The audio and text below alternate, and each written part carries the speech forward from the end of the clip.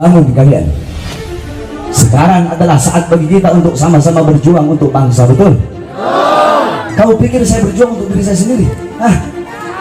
Buat apa saya ambil risiko masuk penjara? Risiko paling besar saya mati dibunuh.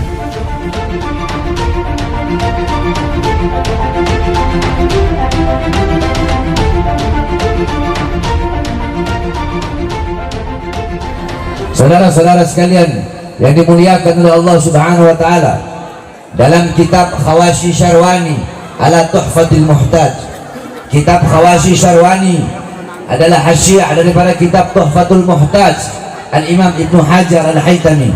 Kitab Tuhfatul Muhtaj Al-Imam Ibnu Hajar Al-Haytami adalah syarah daripada kitab Minhaj Al-Imam An-Nawawi. Dalam kitab tersebut qala muallif, inna afdhalal layali huwa lailatul maulidis syarif, thumma lailatul qadar, thumma lailatul jum'ah, thumma lailatul isra. Sesungguhnya malam yang paling mulia, malam yang paling utama, malam yang paling agung adalah malam kelahiran baginda Nabi besar Muhammad.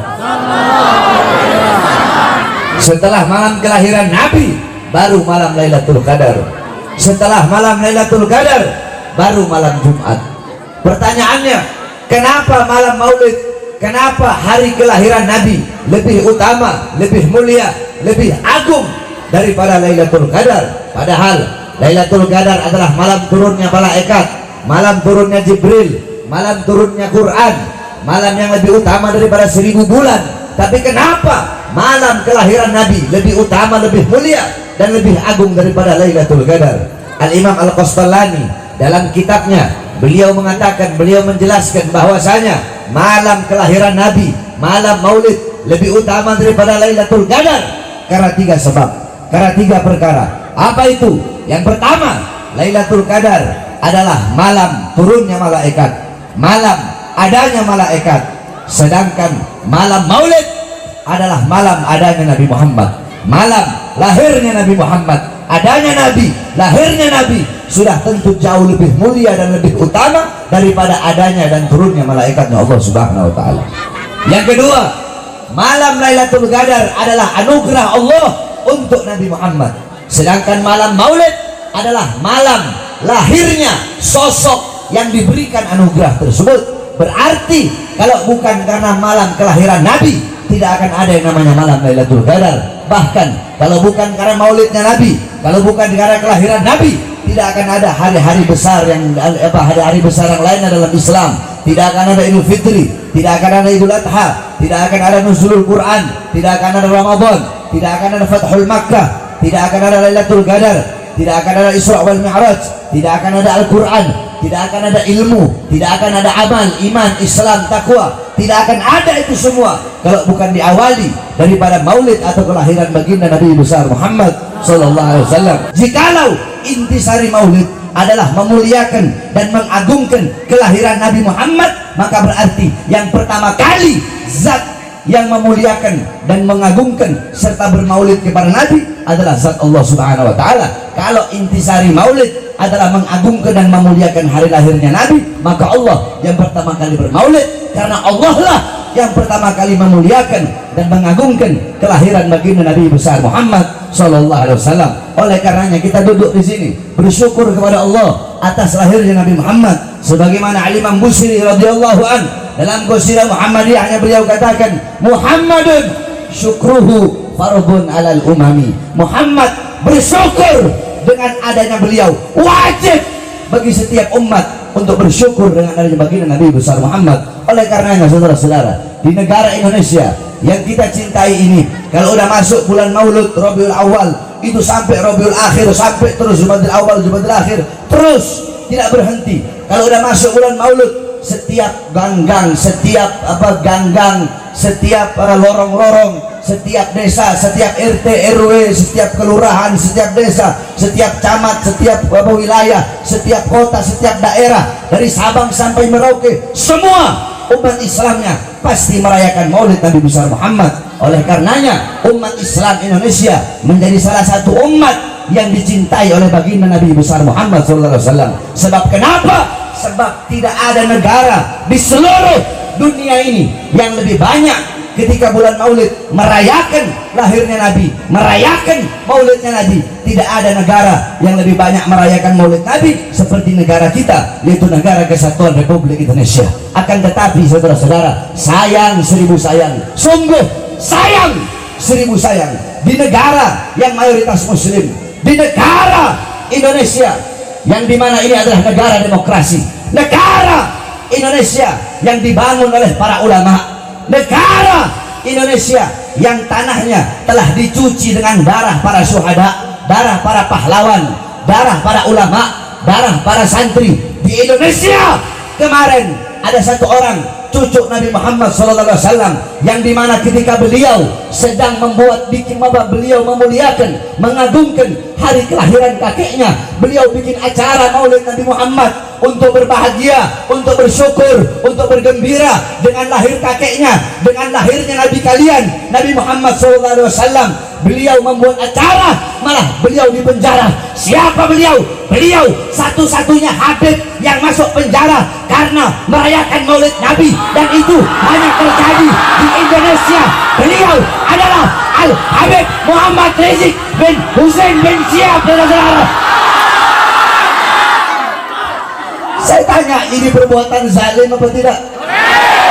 Zalim apa tidak? Zalim apa tidak? Ini adil apa tidak? Adil apa tidak? Alasannya PSBB, sedangkan tenaga kerja dari asing terus-terusan dikirim negara Indonesia, sedangkan masih banyak pribumi pemuda-pemudi kita yang pengangguran tenaga kerja terus dikirim dari asing, saudara-saudara. Adil apa tidak? Adil apa tidak? Habib Rizik bikin maulid Nabi Muhammad, dijebloskan ke dalam penjara, sedangkan mal-mal tetap buka, sedangkan banyak warung-warung kecil tutup. Kemarin warung-warung kecil ditutup, mal-mal besar tetap buka. Kenapa? Karena warung-warung kecil milik rakyat Indonesia, sedangkan mal-mal milik asing, sehingga kita pribumi Indonesia menjadi budak di negara kita sendiri, saudara. Jadi pemerintah itu harus adil, betul? Betul? Jangan hukum itu hanya tajam, kalau tajam ke bawah, tumpul ke atas, betul? Giliran ada yang PPKM-nya ya, giliran yang berkerumunannya pemerintah dibiarkan.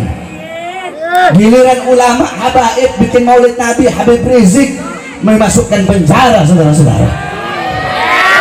Bahkan saya, Bahar bin Smith, baru 2 hari keluar dari penjara udah dimasukkan lagi ke dalam penjara. Alasannya apa? 1, alasannya PSBB katanya.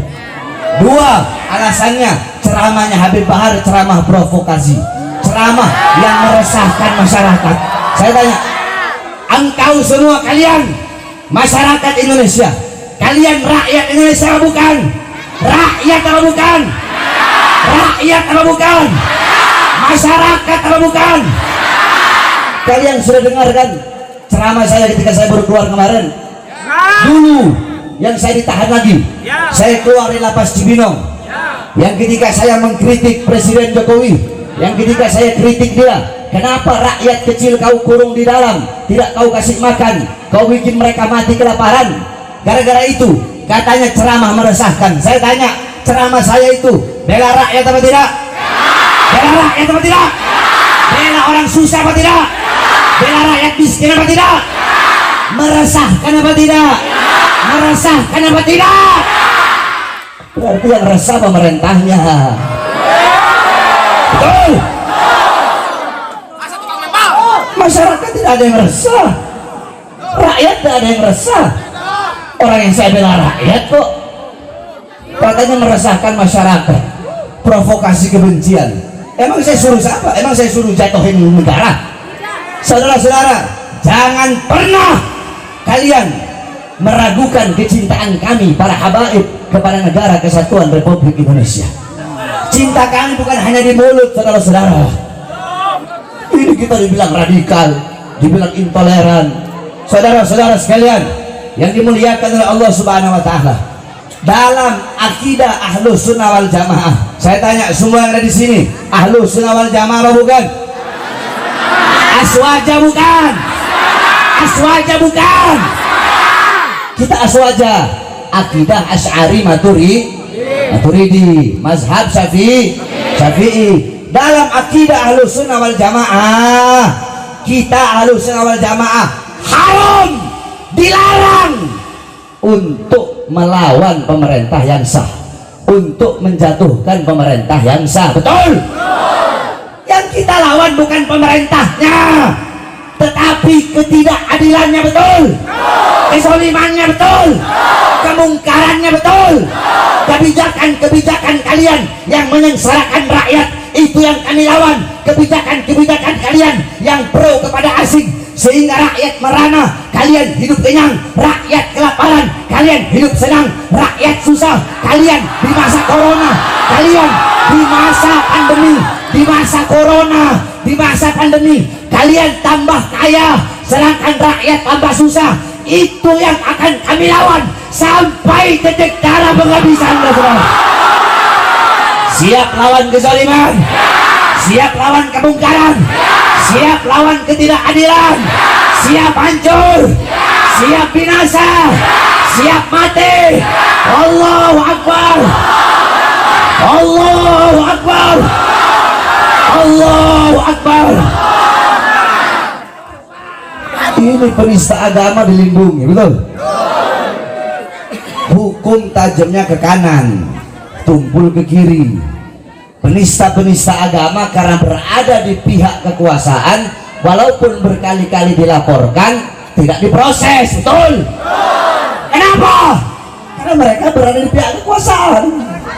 Kalau kita orang yang selalu mengkritik penguasa, ngomong ini, masuk, diperiksa, dilaporkan, diperiksa dari saksi, langsung jadi tersangka. Dari tersangka dimasukkan penjara, langsung, saudara-saudara, secepat kilat. Kenapa? Karena kita, jawabannya hanya satu, karena kami tidak berada di pihak kekuasaan. Jawabannya hanya satu, kenapa? Kami tidak bisa disuap, kami tidak bisa dibeli. Kenapa? Dalam darah, di dalam tubuh kami, dalam tubuh Habib Rizik Syihab mengalir darah suci baginda Nabi besar Muhammad SAW. Kakek-kakek kami sudah biasa dibunuh, saudara-saudara, di penjara biasa.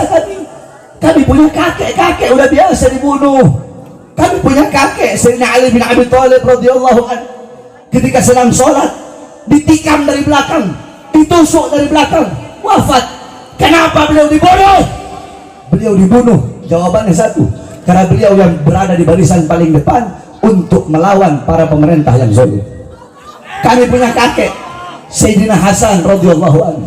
Sayyidina Hasan diracun, saudara, dikhianati oleh istrinya sendiri, diracun. Khalifah pemerintah ketika itu menjanjikan kepada istrinya Sayyidina Hasan, kalau kamu bisa membunuh suamimu, akan aku beri engkau kekuasaan. Ya khianati Sayyidina Hasan radhiyallahu anhu. Sayyidina Hasan makan suatu makanan yang ada racun, keluar semua isi perutnya, beliau wafat. Kenapa? Jawabannya satu, karena beliau yang berada di barisan paling depan. Untuk apa? Untuk melawan kezaliman para pemerintah. Beliau berada di barisan paling depan untuk menyampaikan kebenaran. Kami punya kakek Al-Imam Husain, Sayyidina Husain radhiyallahu anhu. Kakeknya kami para habaib, dipenggal kepalanya, saudara-saudara.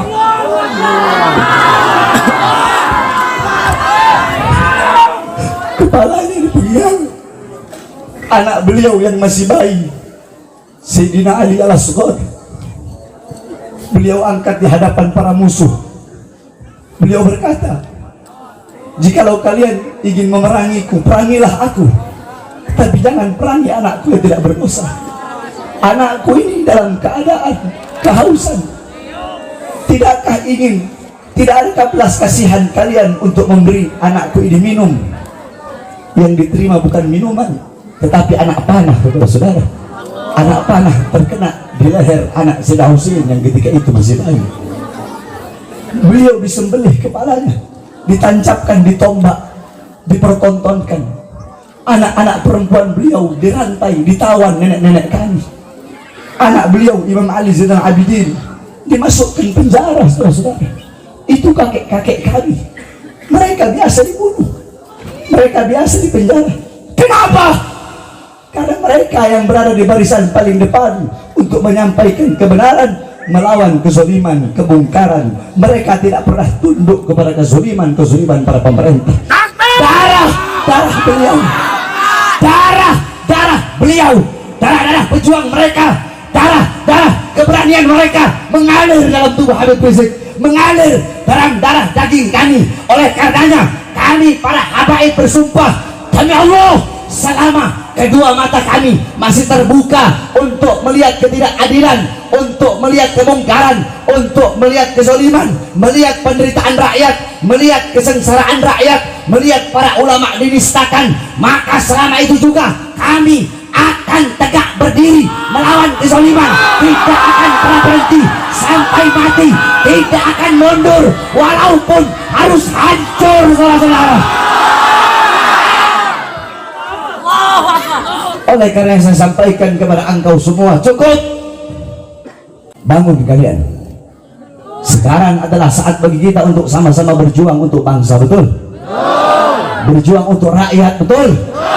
Berjuang untuk Indonesia, betul? Kita orang nggak berjuang. Kau pikir saya berjuang untuk diri saya sendiri? Buat apa saya ambil risiko masuk penjara? Buat apa? Saya tahu risikonya bakal masuk penjara.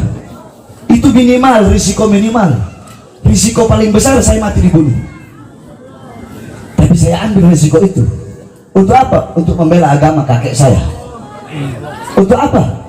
Untuk membela bangsa, rakyat daripada negara yang sangat saya cintai, yaitu negara kesatuan Republik Indonesia.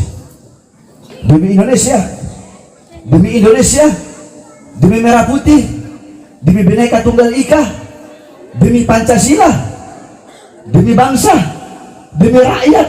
Jangankan cuma di penjara atau dibenci atau dihina atau dicaci maki, demi bangsa, demi rakyat, demi Indonesia, demi NKRI, demi Garuda, demi merah putih, demi Pancasila, demi Allah, jangankan di penjara, dicaci, dimaki, darah, nyawa, jiwa Bahar bin Smith murah, saudara-saudara. Nyawa jiwa saya murah demi bangsa, rakyat, dan negara kesatuan Republik Indonesia. Oleh karena saya tanya, semua yang hadir di sini siap berjuang? Siap berjuang? Siap berjuang? Siap berjuang untuk bangsa? Siap berjuang untuk NKRI?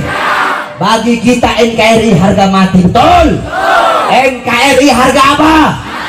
NKRI, NKRI, NKRI, merah putih, harga merah putih, NKRI, Pancasila, Bhinneka Tunggal Ika, harga mati. Oleh karenanya jangan macam-macam. Para pemerintah, kalian para pemerintah, TNI kek, Polri kek, pemerintah dari RT, RW, lurah, camat, bupati, wali kota, menteri, presiden, kalian diangkat oleh rakyat. Anggota dewan, DPR, MPR, rakyat. Kami rakyat Indonesia adalah ibu kandung kalian, betul? Kami rakyat adalah ibu kandung kalian. Seragam kalian, senjata kalian, tank-tank kalian adalah dari keringat kami, bangsa dan rakyat Indonesia. Oleh karenanya jangan macam-macam dengan kami rakyat Indonesia. Seragam kalian dari kami rakyat, betul? Dari kami bangsa, betul? Oleh karenanya kita doakan mudah-mudahan pemerintah kita ini jadi pemerintah yang baik. Jadi pemerintah yang jadi pemerintah yang benar. Yang tidak benar-benar, yang tidak benar Allah benarkan. Yang zolim-zolim Allah jadikan pemerintah yang adil. Kita berdoa kepada Allah Subhanahu Wa Taala. Kalau ada pemerintah yang zolim, mudah-mudahan kalau mereka nak mau bertobat, Allah hancurkan mereka. Allah binasakan mereka, saudara-saudara. Kalau ada yang tidak amanat, udah dikasih peringatan. Kau yang amanat, udah dikasih peringatan, tetap tidak amanat, udah didoakan, tetap tidak amanat. Ya kita doakan biar Allah hancurkan, betul? Dan terakhir, kita doakan saudara-saudara kita yang dilanda musibah di daerah Semeru, saudara-saudara. Karena galar Rasul sallallahu alaihi wasallam, "Mathalul mu'min mathalul jasad, idza ishtaka minhu 'udwun tada'a sa'iril jasad bis-sahari wal hummah." Kata Nabi, perumpamaan orang mukmin itu bagaikan satu jasad.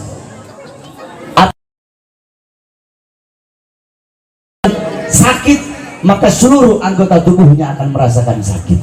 Saya tanya, kalau kalian sakit gigi, yang sakit cuma gigi atau semua badan? Semua badan kan? Nggak mungkin sakit gigi hanya gigi aja yang sakit. Nah, begitulah perumpamaan orang mukmin. Apabila ada saudara kita yang terluka, maka luka mereka adalah luka kita juga. Penderitaan mereka adalah penderitaan kita juga. Saudara-saudara kita yang ditimpa musibah yang mereka alami sama seperti kita mengalami musibah. Mereka yang wafat, ada yang anak-anaknya menjadi yatim, sama seperti kita kehilangan orang tua kita menjadi yatim. Mereka istri-istri yang menjadi janda, sama seperti kita para suami yang kehilangan istri-istri kita. Sama seperti para istri kehilangan kita suami. Istri-istri yang menjadi janda, ya, atau suami-suami yang kehilangan istrinya, sama seperti kita para suami kehilangan istri kita. Mereka yang kehilangan anaknya, sama seperti kita kehilangan anak kita. Mereka yang kehilangan orang tuanya, sama seperti kita kehilangan orang tua kita. Mereka yang kehilangan harta bendanya, sama seperti kita kehilangan harta benda kita. Oleh karenanya penderitaan mereka, penderitaan kita juga. Sebab mukmin bagaikan satu tubuh. Apabila ada sebagian yang merasa sakit, maka seluruh tubuh akan merasakan sakit. Kita bacakan Fatihah agar para arwah yang meninggal dalam musibah Semeru, mudah-mudahan Allah Subhanahu wa taala terima seluruh amal ibadahnya. Para saudara-saudara kita yang terkena luka, mudah-mudahan cepat Allah pulihkan cepat. Allah Subhanahu wa taala angkat segala macam penyakitnya. Dan kita doakan juga saudara-saudara kita yang berada di sana, yang sedang membantu, baik memberi bantuan berupa logistik, bahan pangan ataupun tenaga dan lain-lainnya. Kita doakan agar mereka dikuatkan langkahan kaki mereka. Banyak orang bilang FPI begini, FPI begini, FPI begini, FPI begini. Orang yang ngomong begitu ketika ada musibah mereka nggak nongol. Justru ketika ada musibah dan ada bencana, FPI lah yang selalu nongol, saudara-saudara. Betul? Kita ngomong kebenaran, betul? Yang ngomong FPI itu radikal, FPI itu intoleran. Yang ngomong begitu, lagi musibah, lagi bencana, nggak kelihatan congornya. Justru yang kelihatan adalah para FPI. Mudah-mudahan bukan hanya FPI, semua yang turut membantu, baik dari pemerintah atau dari sipil, mudah-mudahan Allah Subhanahu wa taala kuatkan langkah kakinya. Amin amin ya rabbal alamin. Maju ayo maju, habisi pengkhianat bangsa. Kami berjanji demi Allah, rela binasa demi agama. Wahai prajurit Rasulullah, berjuanglah tanpa lelah, walau harus menerangkan dengan mata takkan mundur. Walau takkan mundur, para pemuda ibaratkan hati Al-Mustafa, serahkan jiwa untuk agama, mencari syahid. Maju pantang menyerah, walau berkelimangan darah, darah menjadi saksi di sisi Allah. Syahid mati syahid hari raya. Semua maju ayo maju, maju habisi. Kami berjanji demi Allah,